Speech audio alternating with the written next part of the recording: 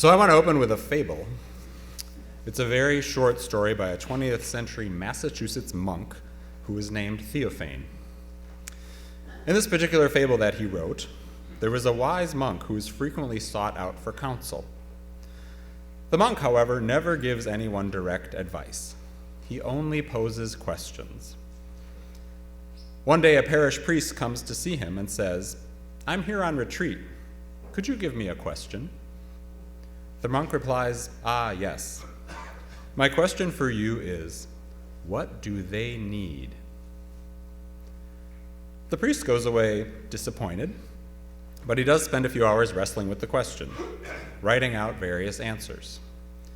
Finally, though, he goes back to the monk.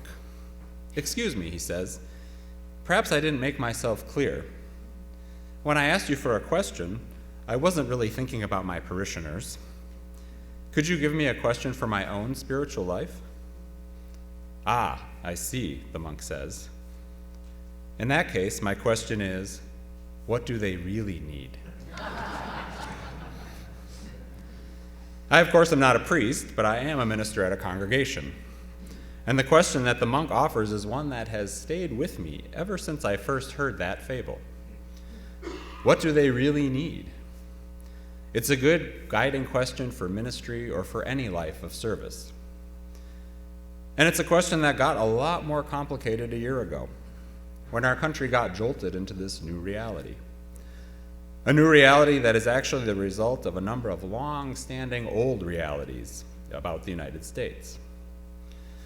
And as we head into this second year of this way of being, with old hatreds and oppressive systems newly resurgent, with each day feeling precariously stacked upon the one before it. With all that's going on, resilience is one of the things that we, as individuals and as communities, really need. And that's why resilience is our theme here this month at First Unitarian Society. The idea of resilience has gotten a fair amount of attention the past few years. For example, there are countless articles to be read about how to make your kids more resilient. And there's been talk about how people who are working for justice might remain resilient while carrying out resistance to so much of what is happening. A year ago around this time, we had some workshops here at FUS called Resistance and Resilience to offer some ideas on how to live out those two things in these perilous times. Before I go on, I want to talk a bit about the definition of resilience. As Reverend David pointed out in our monthly newsletter, the word resilient can be broken down into two basic parts. The re at the front is pretty standard. It means to go back and do again. The rest of the word has origins that mean to jump. So resilience means to be able to jump back. Not backward in retreat, but to jump back to where you previously were. To be able to recover or bounce back. So that's what we mean by resilience.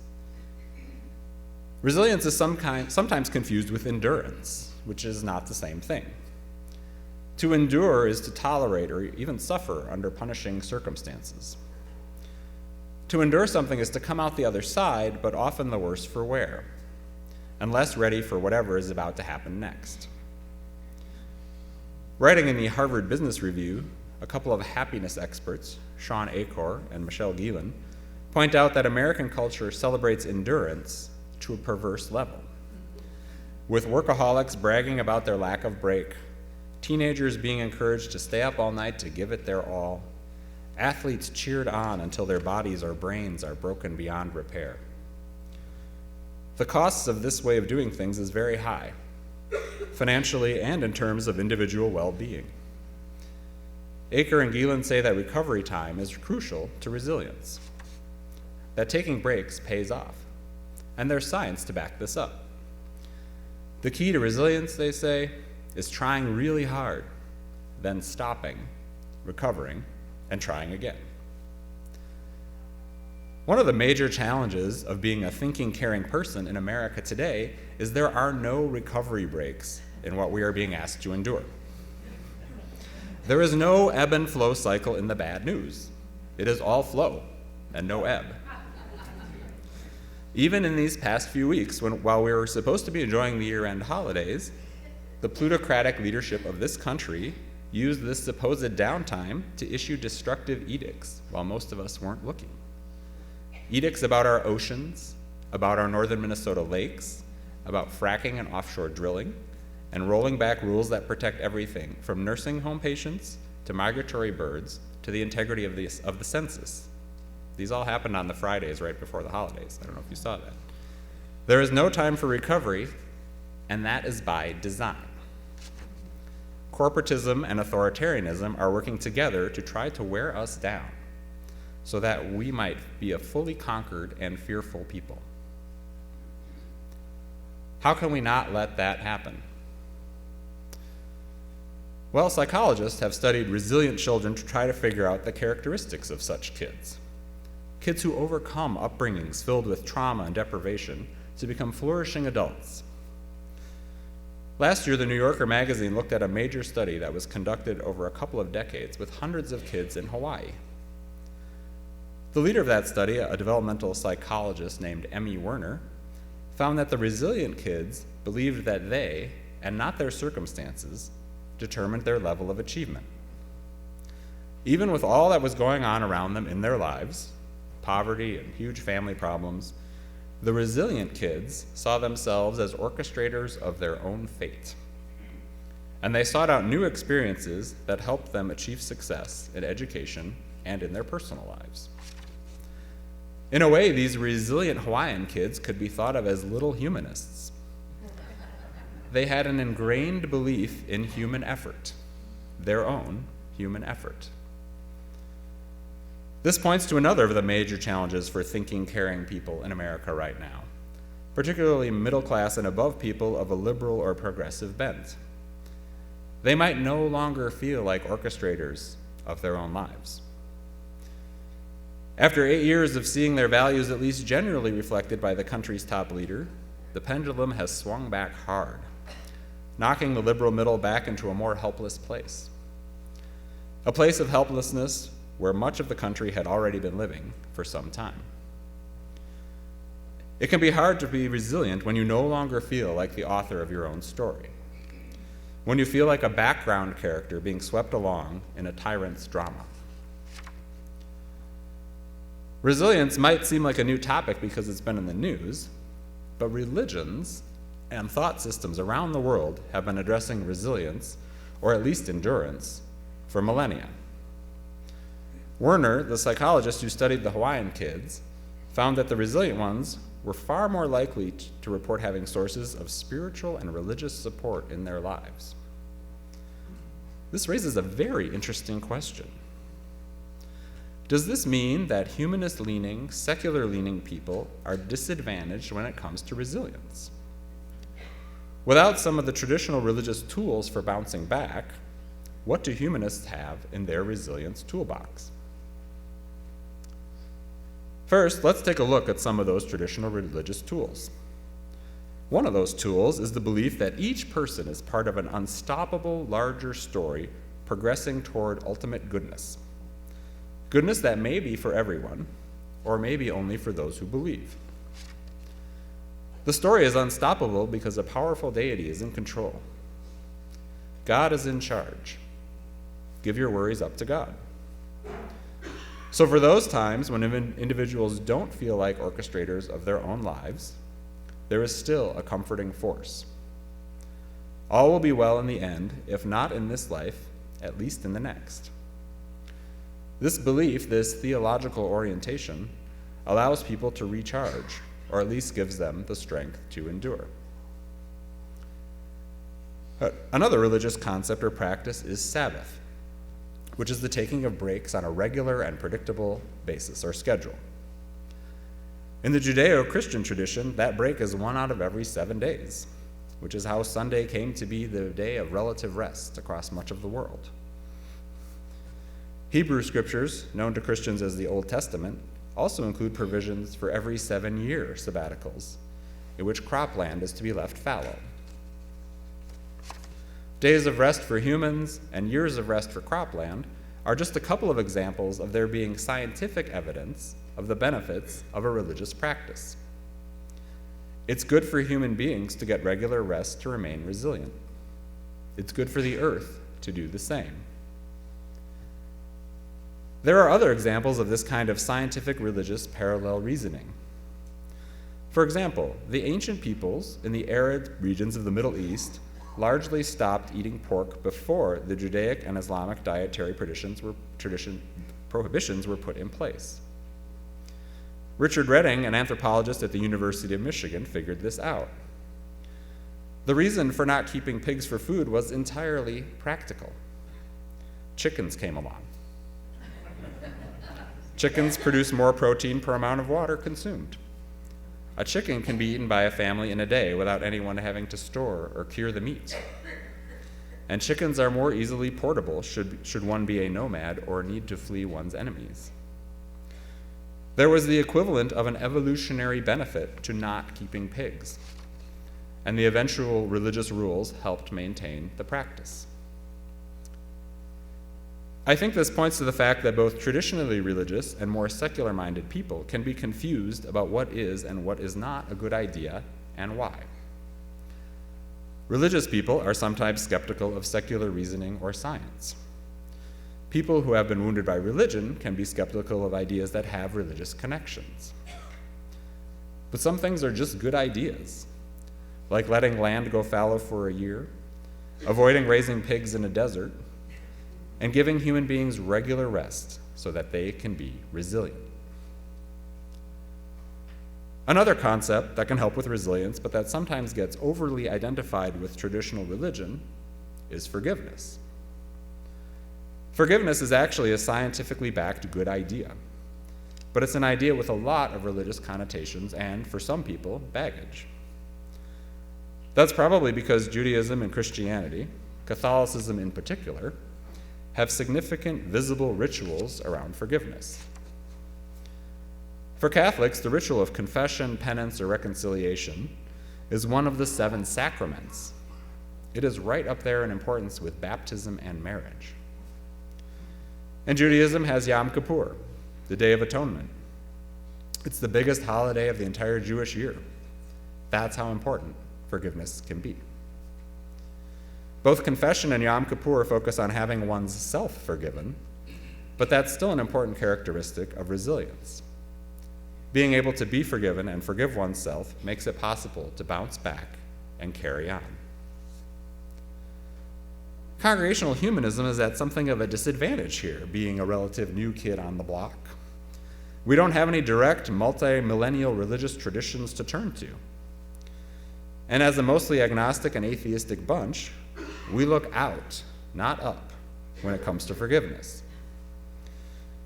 But to forgive, if perhaps not divine, is still important. I can still remember a sermon I heard way back when I was a congregant over at First Universalist, probably 8 years ago now. Reverend Justin Schroeder told those of us in the pews that refusing to forgive someone was like leaving an arrow stuck inside your body, choosing to live in continual pain instead of trying to heal. I was a little shocked by the imagery, but I was also shocked to realize that the behavior he was describing was something I did. Refusing to forgive, leaving the arrow in, telling myself that I was doing so to somehow prevent future hurt, when I was really just perpetuating past wounds. My previous behavior reminds me of the writer Anne Lamott's take on forgiveness, a perspective that works well for theists and non-theists alike. She says that we are not punished for not forgiving others, we are punished by not forgiving others. Medical professionals all the way up to the Mayo Clinic support this claim. Forgiveness is good for you. And it's not just good for individuals, it's good for groups and for institutions. Families, workplaces, congregations, all would cease to function without some measure of forgiveness. Now, not everything can be forgiven or should be forgotten, of course. There are times when an employee does need to quit a workplace to survive, or a congregant experiences too much hurt to stay, or a relative causes too much harm to continue the relationship. But forgiveness and staying in a relationship can be a good starting goal to keep communities resilient. This has perhaps been never more true in our country than right now, when so much is at stake, and so much of what is going wrong doesn't always have a clear remedy. What does our country really need? Well, this coming November, we have a lot of clarity about that, how we can put our values to work with tried and true methods. But we are still in an extended period of uncharted territory, with lots of messy work and mistakes to be made as we learn our way, as individuals, as communities, and in coalitions. This past November in Chicago, I had the privilege of attending a one-day conference designed for staff members of large Unitarian Universalist congregations. I was the only person who made it from Minnesota. I got a round of applause just for being there. The keynote speaker was Rashida Washington, the executive director of a nonprofit that works to lift up disadvantaged neighborhoods in 30 cities around the country. Rashida meets a lot of people in her work, and one of the things she told us was this. She says she knows that she's in a true and authentic relationship with someone new if, about 15 minutes in, the two of them already owe each other an apology. That may seem counterintuitive, but what it means is that Rashida and her new acquaintance have taken risks with each other. They've been open and vulnerable, and it means that they have already acknowledged misunderstandings that come with getting to know each other, and they've practiced forgiveness. Perfection in life is rarely possible, and a resilient relationship is one that can bounce back from the bumps. Perhaps the biggest takeaway from experts who study resilience is that words are extremely important.